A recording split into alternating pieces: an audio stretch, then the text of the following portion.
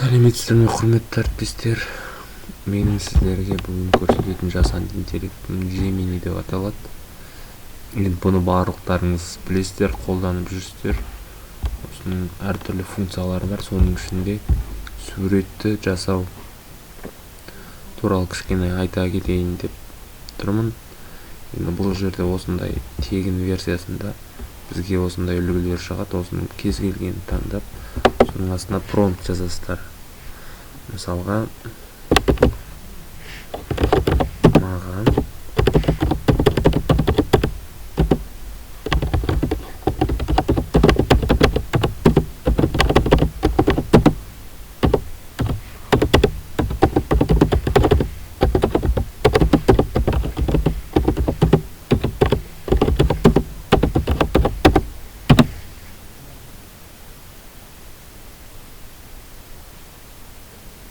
осылай промптты неғұрлым анық, толық жасаңыздар, соғұрлым суреттеріңіз нақты шығады.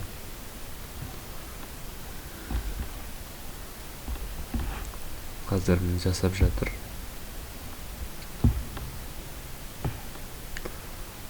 Иә. Бұл менің готика деп таңдаған үлгіме байланысты жасап беріп отыр.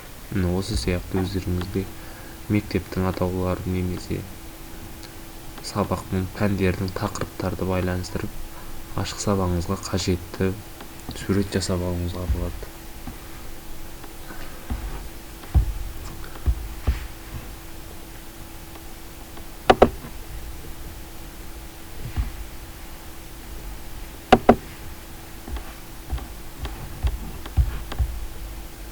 Ақпарат пайдалы болса, міне сақтап отырмыз деп сақтай саламыз.